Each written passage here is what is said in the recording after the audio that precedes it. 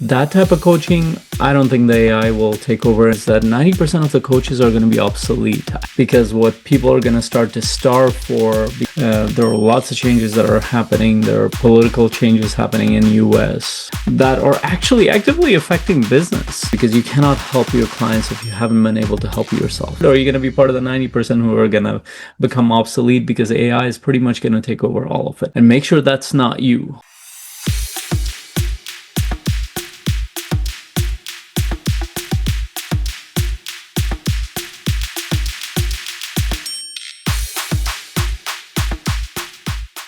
And I wanted you to think about what's happening in the world. There are lots of changes that are happening. There are political changes happening in the US, all around the world, with all kinds of wars and all kinds of geopolitical changes that are actually actively affecting business.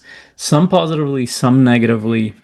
Think about technology changes. AI is monumental, and we've talked about this multiple times around it. That is bringing a huge change, and we're also riding the effects of what happened in COVID, where literally systems were shut down for years on end. It happened in Canada, it happened in parts of the US, it happened in Europe. So all these things have a real effect in business. And pretty much every client of mine that I just got off a call with a client now, and we just finished an in-person event with a few entrepreneurs. And I consistently, pretty much multiple times a week, I'm speaking to a different kind of entrepreneur, and I'm getting live feedback from the marketplace. I'm also talking to coaches. I also have my own business. And there are lots of factors, lots of changes happening. There's definitely a lot of uncertainty that's happening. And my claim here is that 90% of the coaches are going to be obsolete. I didn't really buy that until I started experimenting with AI quite a bit, until I started talking to some of the experts in the field, and until I started to listen, until I started experiencing it in my own business. And I'm looking at it, I'm like, oh my goodness, this change is unprecedented. And so here's what I mean. This is not a statement to scare you. This is a statement to get you to get focused and either choose to be dedicated or not. And the reason why I say this is that most of the accountability type of coaching and straightforward type of coaching will be taken over by AI or some version, a model of it, which lots of coaching companies are, by the way, already, they've either built it or they're building it.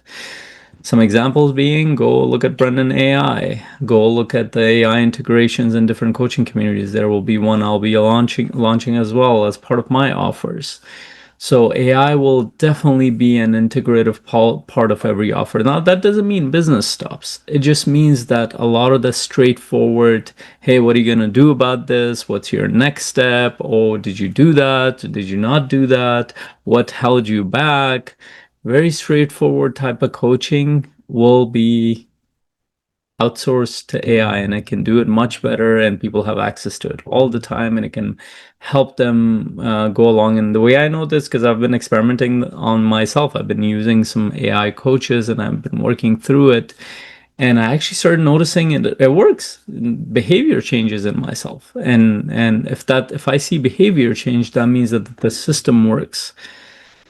Now I'm experimenting on rolling out a version of that for my clients and potential clients. So that will be that. Now then, what's left is, because 90% of the coaches are coaches like that. How do I know this? Because I listen to a lot of coaching calls that I have over the past 10 years, and I also am in contact with quite a few coaches. And what you find is most coaches' idea of coaching is very straightforward. It follows the same pattern over and over. And if it follows a pattern that's easily done by a machine, it will likely be taken over.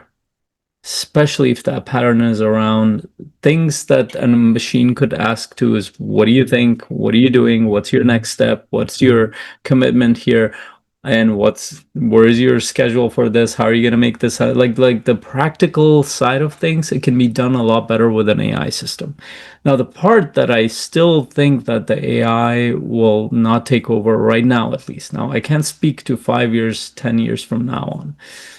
But at least in the next 5 years, I don't think AI will take over. That is the deeper empathy, community building, interaction from a human perspective with clients, emotions, deeper levels of emotions, spiritual type of coaching or a spiritual component to your coaching. That means you're not teaching things, you're pulling out a part of their experience with either the questions you ask, the analogies that you share, or the experiences that you share with your clients, whatever that looks like. That type of coaching, I don't think the AI will take over. And I have a very simple reason for that, because AI itself does not have human experiences. It has aggregated experiences from different kinds of human beings. It can only communicate what it has heard from others, but even then it does not get communicated with the kind of emotions a human being that can communicate. And also pulling that experience out of other people is still in the realm of human beings, which means that you need to have a shared experience of something for you to be able to take people somewhere.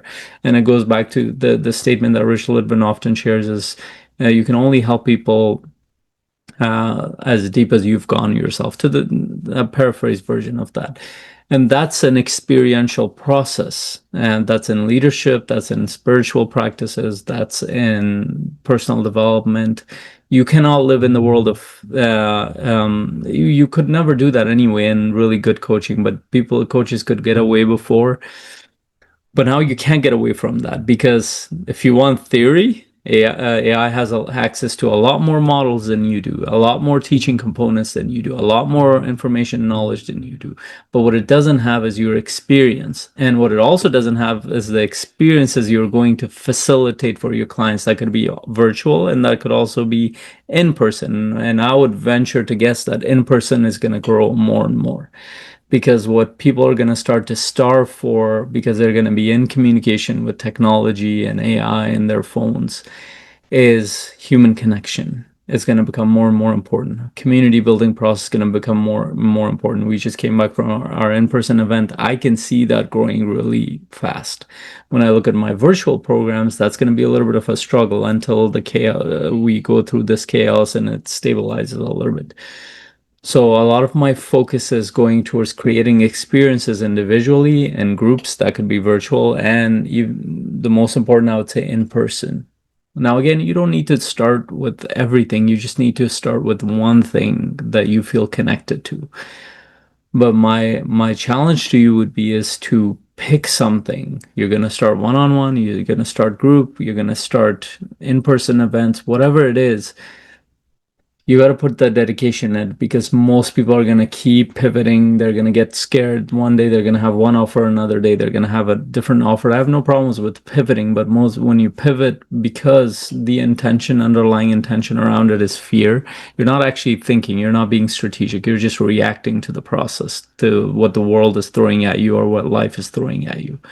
And your job as a leader is to step back and say, you know what, this is my vision, this is my purpose. I'm going to go towards it. Yes, I'll solve problems, I'll pivot, I'll do all this stuff. And I do that, believe me. I'm going through a very large rebranding process, and it's taking a lot of my time and energy. I'm going to be working on writing my book as well. So lots of things that I'm pivoting around, but my vision hasn't changed. My dedication hasn't changed. And fast forward about 2 to 3 years from now on, the coaches that will be left, the 10% of the coaches, are those who are dedicated to their process, who care about delivering value, and who are not stuck in their head thinking, well, will this person accept me? Will my family and friends look at me in a negative way? That, to me, that shows haven't done the integrative inner work, haven't tackled the biggest challenges, because you cannot help your clients if you haven't been able to help yourself. You need to be able to lead yourself. At least tackle that process. You don't need to be perfect, but you need to have tackled that process. And most coaches have not, unfortunately. Most coaches that I run into, they are kind of theoretical coaches. They have never tested their offer or service with people, which means that they say that, well, I helped this person, but then why didn't you make an offer? That offer could be without pay. I was like, I'm going to help you take you from point A to point B or the next 12 months or 12 weeks. whatever that looks like. And I'm going to show them the results and I'm going to document those results. And naturally, the offer will grow into a business model because there will be case studies, testimonials, those kind of things. But most coaches don't do any of that. What they do is they go through another course and another course. And one day they'll have this offer, the next day another offer. They have 10 different offers. They haven't worked on any of them. They have ideas constantly, but nothing has moved forward because they are afraid they haven't done the inner work, even if they say they've done the inner work. So if you call yourself a coach, this is the time to decide, are you going to be part of the 10% who's going to be dedicated and actually do the work, serve people, and actually leverage the technology and other things to move your business forward? Or are you going to be part of the 90% who are going to become obsolete because AI is pretty much going to take over all of it? I seriously mean this because I like every time I'm with AI, I'm looking and I'm like, holy shoot, I paid thousands of dollars to these kind of coaches that are going to be obsolete. And make sure that's not you. And the only way that I know that you can do that is if you're tackling things in your experience, doing the inner work, and also serving other people. Two things you need to do: tackle the challenges that you have, face them head on, whether it's your lack of confidence, lack of structure, lack of spiritual development, lack of emotional resilience. Emotional resilience and vulnerability and those kind of things don't mean you cry all the time. It just means that you're facing the challenges in your life and you're moving forward. You can get yourself back up.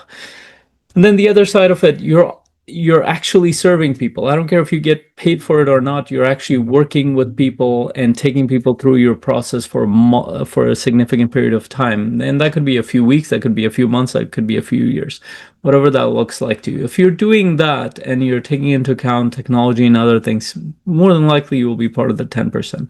Or if you're stuck like other coaches, like most coaches, where you're like, well, I need to build my website, which doesn't make sense to me because you can build a website in a few hours these days. Or I don't know what my content is, which still doesn't make sense because AI can build it out for the next 30 days. So how come you don't have content? Or I haven't gotten my next certification yet. I don't know if I'm confident enough. Well, certification is not going to help you because you still need to do your inner work. Or, well, I don't know what my offer is. I don't know how much I should charge. It doesn't matter. Work for free. Help people and you will know what to charge later. Yes, you can refine all that stuff, but start working with people. You got to serve to be a coach. I'll leave it at that. And I'd love to hear what are your insights. And you could completely disagree with me and let me know that this is complete garbage and I'm more hopeful and that's not.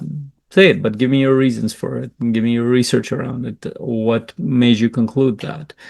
And or also your biggest insight here. What do you need to commit to? What do you need to move towards? I hope this was helpful. Until my next conversation, hope you have an incredible day. Bye.